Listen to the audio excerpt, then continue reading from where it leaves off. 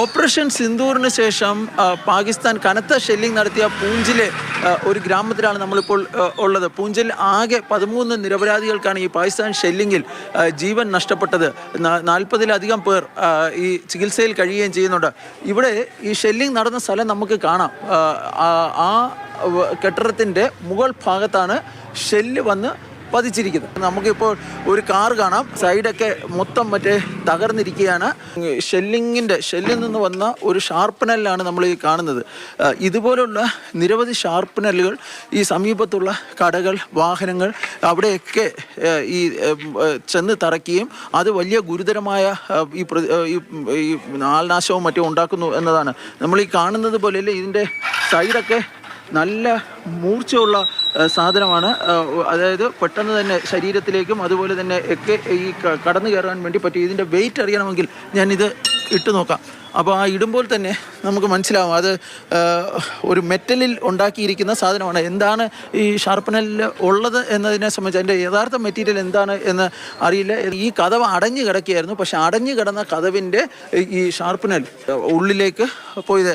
2 പേരാണ് ഈ സിൻഡിക്കേറ്റിൽ ഉണ്ടായ പാകിസ്ഥാൻ ആക്രമണത്തിൽ കൊല്ലപ്പെട്ടിരിക്കുന്നത്. ഈ നിയന്ത്രണ രേഖയ്ക്ക് സമീപത്തൊക്കെ ഈ സർക്കാർ മുൻകരുതൽ നടപടി എന്ന നിലയിൽ ബങ്കറുകളും മറ്റും സൃഷ്ടിച്ചിരുന്നു. പക്ഷേ ഇവിടെ ഈ ബങ്കറുകളൊന്നും ഈ സിറ്റി പ്രദേശത്ത് ഉണ്ടായിരുന്നില്ല.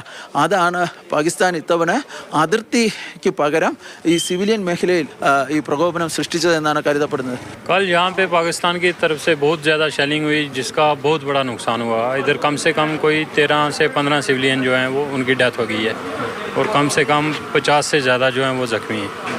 इतनी शेलिंग हुई कि सुबह 5 बजे शेलिंग स्टार्ट हुई और रात को तकरीबन 6-7 बजे तक शेलिंग चलती रही है लगातार. इधर मोर्चा कुछ नहीं, बंकर कुछ नहीं है. यहाँ पे मोर्चा वगैरह का भी कोई नहीं है. सिर्फ गवर्नमेंट की तरफ से ये बोल दिया गया था कि मॉक ड्रिल हो रही है, मगर ना तो गवर्नमेंट की तरफ से कोई सेफ्टी वाला, ना कोई एडमिनिस्ट्रेशन का यहाँ पे कोई इंतज़ाम था.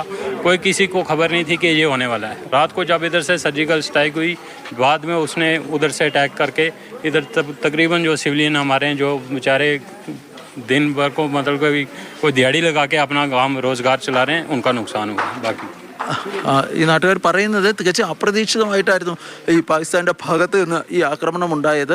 പാകിസ്ഥാനെ സംബന്ധിച്ചിടത്തോളം സാധാരണക്കാരെ ലക്ഷ്യം വെച്ചുകൊണ്ട് അവരുടെ ഭീകരവാദത്തിന് അടിവരയിടുന്ന ഒരു കാഴ്ചയായിരുന്നു ഇന്നലെ പൂഞ്ചിൽ കാണാൻ വേണ്ടി കഴിഞ്ഞത്. ഇന്ത്യ പാക് അതിർത്തി നിയന്ത്രണ രേഖയ്ക്ക് സമീപത്തെ പൂഞ്ചിൽ നിന്നും ക്യാമറാമാൻ ജഗദീഷ് കൃഷ്ണനൊപ്പം ബി ബാലഗോപാൽ, മാതൃഭൂമി ന്യൂസ്.